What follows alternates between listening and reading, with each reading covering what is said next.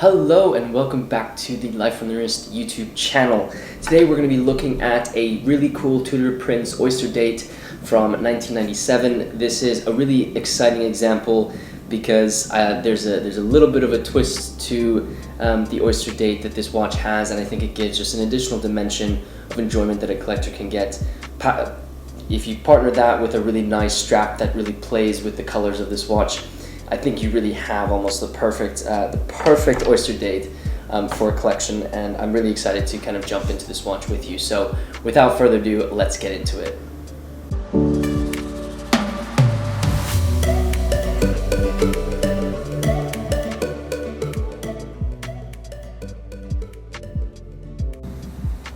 I'm sure you've put on a watch on your wrist and felt a certain type of way about it, both in a good way and a bad way, depending on the watch.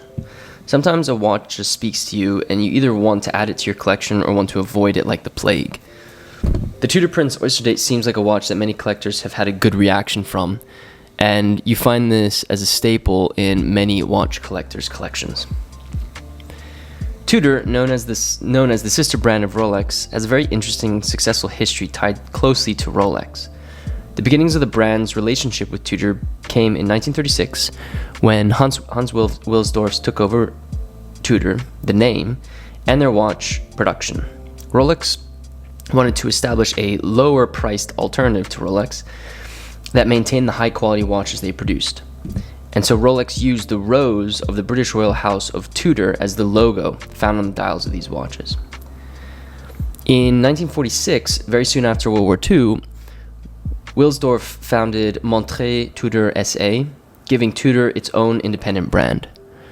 Fast forward 6 years, and Tudor took a feather from Rolex's book and launched the Tudor Oyster Prince line of watches. From the name, it is clear what pieces of technical innovation they used from Rolex. They used the oyster case and the self-winding mechanism with a perpetual rotor. These innovations led to the creation of the Tudor Prince Submariner, which was Tudor's first dive watch. As the brand continued to expand and see success in their watch models, the Oyster Prince developed into the Prince Oysterdate, models that feature a date complication like the watch you see in front of you today. The model today is a Tudor Prince Oysterdate reference 74033, manufactured in 1997. This era of watchmaking is an interesting time period. To some, this feels like the modern era of watch collecting, especially those who have been collecting for some time. But others, it feels vintage. Some refer to this time period as neo-vintage. However you describe it, there are some spectacular watches that come from this time period. This reference 74033 on the surface is an incredibly classic looking watch. The watch features a stainless steel oyster case that measures 34 millimeters in diameter.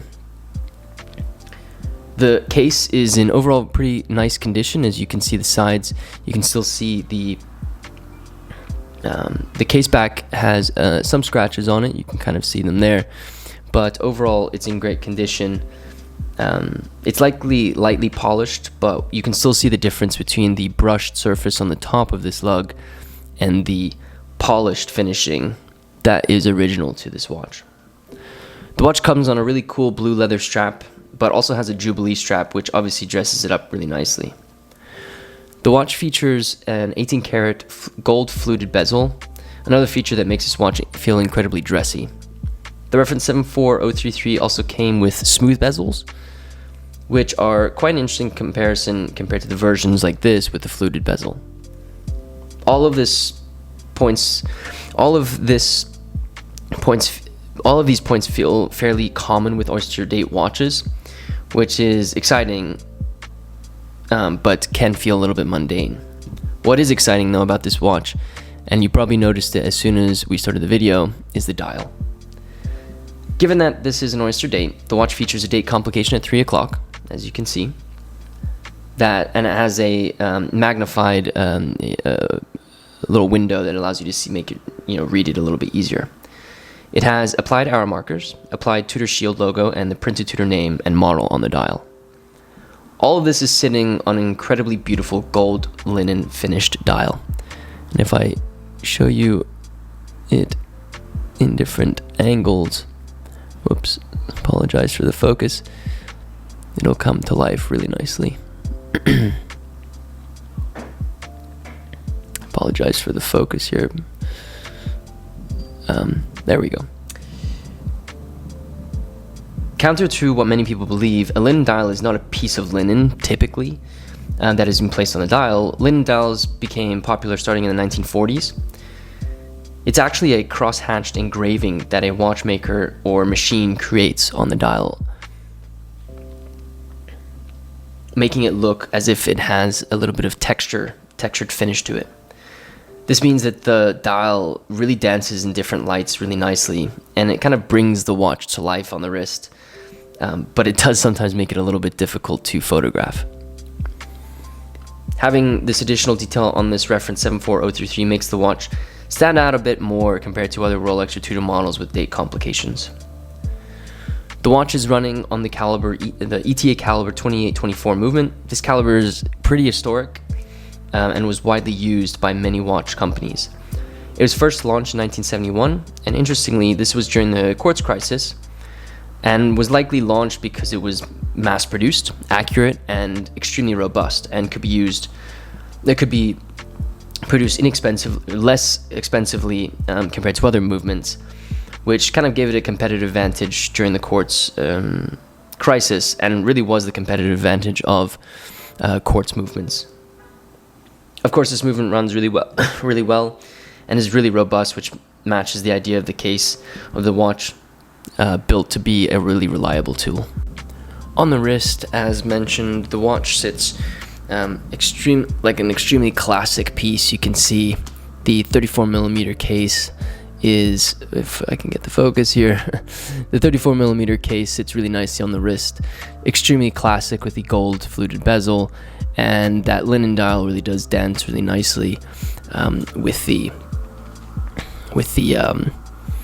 lights, just based on the way that the dial has been finished. To me, I think this is a really nice, interesting twist on what is an extremely classic watch.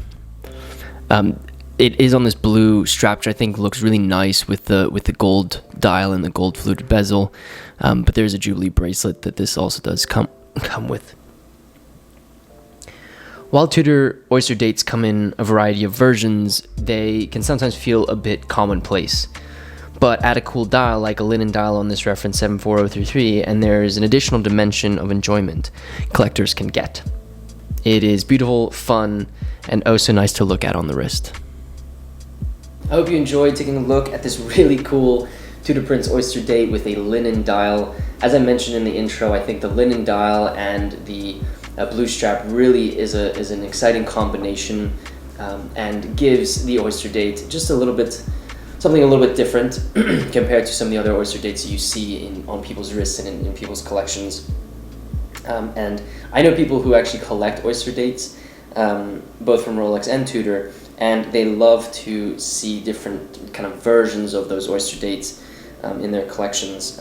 It makes it a little bit more exciting, and some of the dials are a little bit more rare, and I think rare dials is something that has kind of been a trend over the last 12 months. So a really nice example of the Oysterdate, and also I think of what people are valuing in collections today. As always, there will be an article on our website. If you want to go to lifeonthewrist.com and go to the editorial section, you will see our article for this specific watch, so you can check out some more information about this piece, as well as our article will have pictures that you can see from this watch. So, and if you, I would look at our Instagram as well, because this watch does feature quite a bit on our Instagram. So be sure to head over there as well. Let me know what you think about this Oysterdate. The question for the comments section today is: do you have a Tudor Prince Oysterdate or a Rolex Datejust? I would love to know if you do, and let me know what the combination is. And by that I mean the case metals as well as what the dial is. I'd love to kind of hear which versions of these watches you have. If you are new to Life on the Wrist, be sure to subscribe to the channel and share this video with a friend who might be interested in watches. If you wouldn't mind liking this video as well, it really does help me out. Stay tuned for our next video. It's going to be of our kind of video where we showed you all the pieces we're going to cover over the next several weeks, we're going to be doing our last watch on that. So process of deduction, if you do follow the channel, you'll probably know what we're going to be covering. So stay tuned for that. With that said, guys, thank you so much for watching this video, and until next time.